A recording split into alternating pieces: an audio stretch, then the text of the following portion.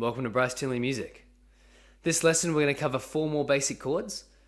Those chords are E, E minor, A, and A minor. With this lesson and the lesson that just happened, with G, C, and D, you'll have all the basic shapes done for chords, and most other chords are just variations of these shapes. Okay, so I can't stress enough, very important to learn and understand these shapes. Okay, but that's all right. So let's start with E. E major.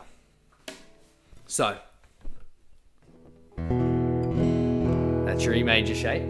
So your middle finger, 2nd fret of the A string, your ring finger, 2nd fret of the D string, and your pointer finger is the 1st fret of the G string.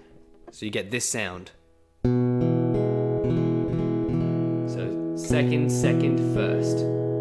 And remember, if you're having trouble getting the sound, press quite hard with the fingers and use not necessarily the tips, but just that little paddy part of your finger, just nearly at the tip, but not quite. And you're going to do this. 2nd, 2nd, 1st.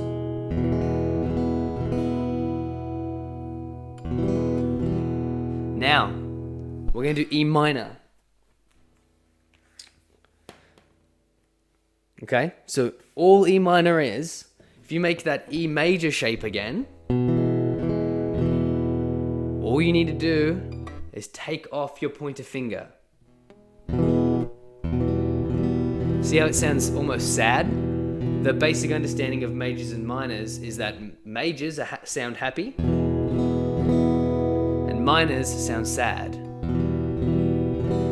So all an E minor is the middle finger on the 2nd fret of the A string,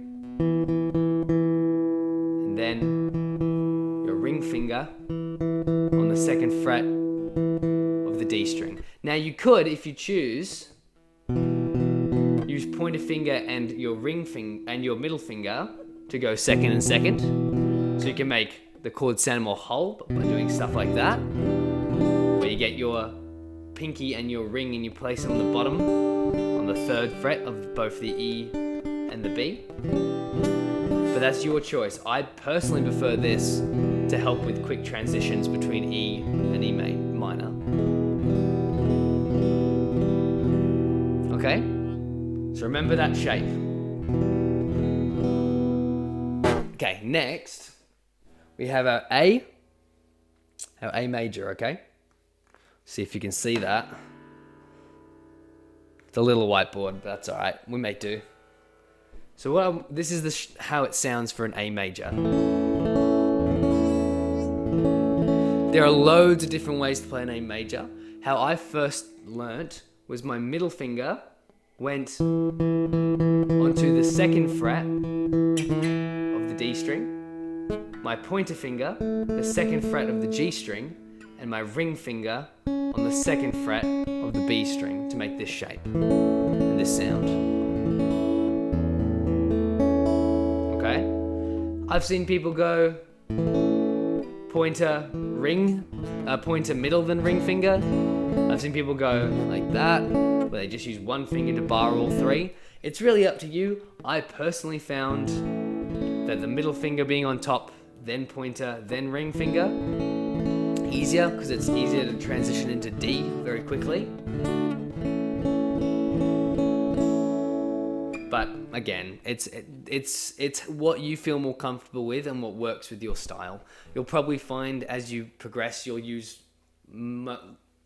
all of them at some point in different ways. So don't stress too much, but it's that sound. It's the 2nd fret, 2nd fret, 2nd fret on the D, the B, and the G. Now, next chord and final chord is A minor.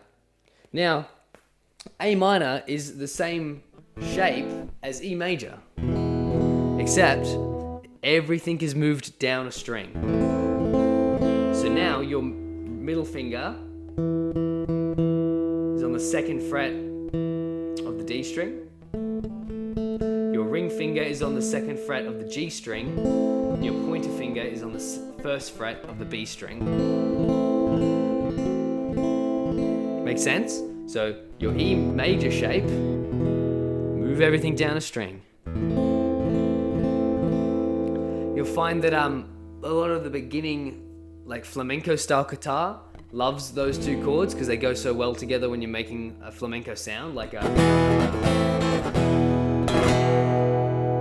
And a lot of people learn that first as like their first kind of songs. But it just gives you that idea that it's just 1 string of difference, right? Again, same as last lesson, what I recommend to you is that you go through each chord nice and slow, holding down the notes nice and strong. Fingers off, next note, next chord. So go from E to E minor, to A minor. And just loop through, put some strumming into it if you want to do some flamenco stuff.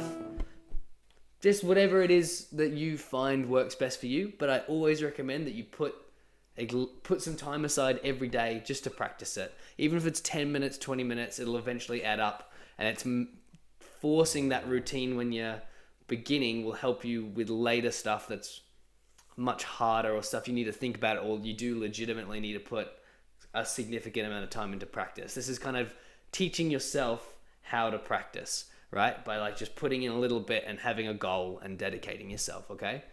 Pretty simple stuff. Cool. Well, thank you very much. That's that for this lesson, and I'll see you next time.